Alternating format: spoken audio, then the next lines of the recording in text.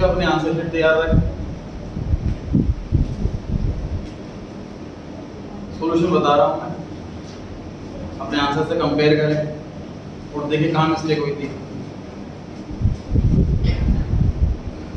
पहला है sir outstanding salary 10,000, मतलब एम्प्लॉय को सैलरी देनी है, एक्सपेंस हो गया, अगर पे कर देते तो क्या एंट्री होती, salary account debit to cash account ये एंट्री होती अगर पे कर देते। आउटस्टैंडिंग सैलरी का मतलब है पे नहीं करा,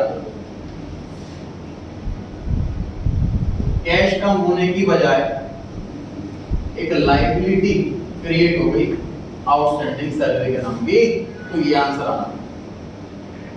नरेशन जिसने नहीं लिखी है मार्क्स कटे, फॉर्मेट जिसने नहीं बनाया है मार्क्स कटे। Second point, what personal computer. Sir computer को पीसी बुलाते हैं शॉर्ट में, पीसी की फुल फॉर्म होती है पर्सनल कंप्यूटर। पर्सनल वर्ड पढ़ते ही बच्चों ने ड्राइंग आंसर लिख दिया, कंप्यूटर ही खरीदा है, computer account debit to cash account, ये आंसर आना।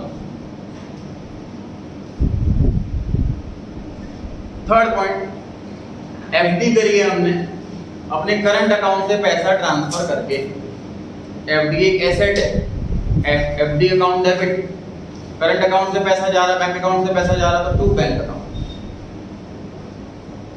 Fourth point, cheque for 85,000 of mister Jain return dishonoured, हमने चेक किसी से लिया, बैंक में जमा कर दिया, अब वो चेक बाउंस हो गया, डिसऑनर मतलब बाउंस हो जाना, तो पहले मैंने बैंक बैलेंस बढ़ा लिया था, अब घटा लेंगे और मिस्टर जैन से वापस से पैसे मांगेंगे, तो जिससे पैसे लेने हो उसे डेबिट कर दो और चेक जमा करते हैं बैंक बढ़ा लिया होगा उसका, अब बैंक को क्रेडिट कर दो, ये आंसर रहेगा। Point number 5, received 975 rupees from edu on his account of 1000। तो सर बच्चों को अपने आप लगा कि सर 25 रुपए डिस्काउंट ही होगा, कहाँ लिखा है डिस्काउंट, कहाँ लिखा है सेटलमेंट, कोई डिस्काउंट नहीं, 1000 रुपए टोटल लेने थे, अभी 975 रुपीज मिले, तो 975 रुपीज से एंट्री करेंगे। कैश अकाउंट डेबिट टू एड 975। कुछ बच्चों ने बैंक भी लिखा था अकाउंट वर्ड पढ़ के, और रिपीट अकाउंट का मतलब खाता खुला हुआ है, जो कि हमारे यहाँ खुला होता है, बैंक खाता नहीं लिखा हुआ। 6 point, deposited cheque into bank received yesterday from C. तो हमने चेक जब भी बैंक में जमा करते हैं अगले दिन, तो एंट्री क्या करते हैं, bank account debit to cheque in hand, क्योंकि जब हमने लास्ट डे चेक लिया होगा और बैंक में जमा नहीं करा होगा, क्योंकि नई एसेट ओपन करी होगी चेक इन हैंड के नाम से, वो वाली एसेट खत्म करने का time.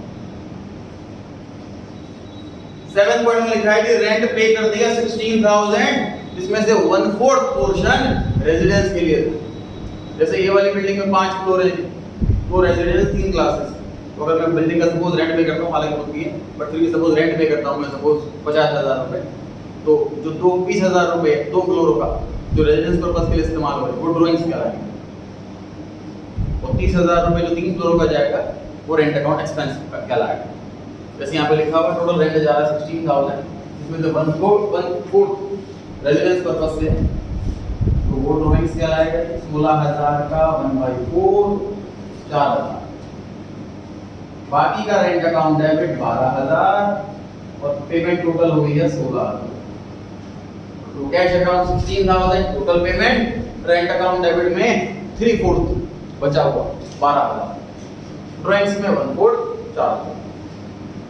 Point number 8, goods used for making office furniture, furniture बढ़ रहा है और गुड्स कम हो रहे हैं, furniture account debit to purchases account, जब भी गुड्स आए परचेज अकाउंट डेबिट, जब भी गुड्स जाएं purchase account debit. 9, bricks and cement purchased for 2,50,000 to be used in construction of building। तो बिल्डिंग बन रही है, अभी तक बनी नहीं है, तो रेडी टू यूज से पहले का खर्चा सबके सब कॉस्ट में जोड़ देंगे। Building account debit to cash account, building account debit to cash account. Last goods purchase करें सर हमने गेट से,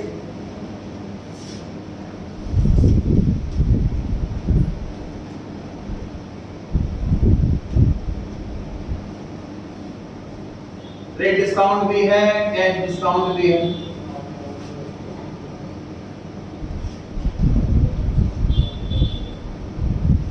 $80,000 के गुड्स और 10% का ट्रेड डिस्काउंट। ध्यान रहे परचेज और सेल में कौन सा अमाउंट आता है, ट्रेड डिस्काउंट के बाद वाला। 80,000 में से 10% गए 72,000।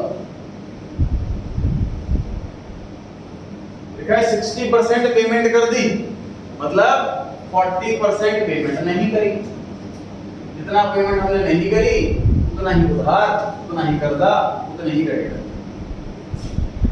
60% पेमेंट करेंगे सर, तो जितनी पेमेंट करेंगे कैश डिस्काउंट उसी पर मिलेगा। 72,000 का 60% पे हो रहा है तो डिस्काउंट भी उसी पर मिलेगा 5%। बाकी बचा क्या, ये था जर्नल। आते हैं वाउचर चैप्टर पे। क्रेडिट वाउचर कौन सा डॉक्यूमेंट होता है सर, अकाउंटिंग वाउचर के सोर्स डॉक्यूमेंट होता है, बताइए। क्रेडिट वाउचर अकाउंटिंग वाउचर होता है।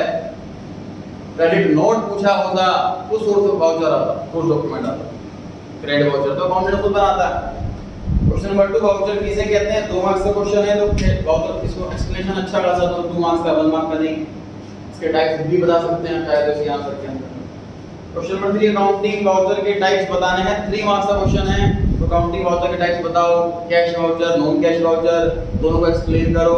फिर कैश वाउचर की कैटेगरी बताओ, डेबिट वाउचर, क्रेडिट वाउचर, उन्हें एक्सप्लेन करो। एग्जांपल दे सकते हैं आप। 3 मार्क्स में करीब एक पैराग्राफ अच्छा खासा आंसर होना चाहिए। 4th क्वेश्चन में जी अकाउंटिंग वाउचर बनाना था। Furniture purchase for 10,000 from edu, तो सर पेमेंट करी नहीं है, नॉन कैश ट्रांजैक्शन है, तो ट्रांसफर वाउचर बनेगा। डेबिट में क्या लिखेंगे, फर्नीचर अकाउंट। क्रेडिट में क्या लिखेंगे, एडू। जुलाई 10 में लिखा है बिल्डिंग सोल्ड 1 लाख, नाम नहीं लिखा हुआ तो ये मानेंगे एंड टू एंड पेमेंट मिल गई, पैसा आ रहा है, रिसीव हो रहा है। तो रिसीव वाले केस में कौन सा वाउचर बनता है, क्रेडिट वाउचर बनता है। क्रेडिट के आगे क्या लिखेंगे, बिल्डिंग अकाउंट। पता कोई डाउट है कि आप लोगों टेस्ट में तो पूछ सकते हैं।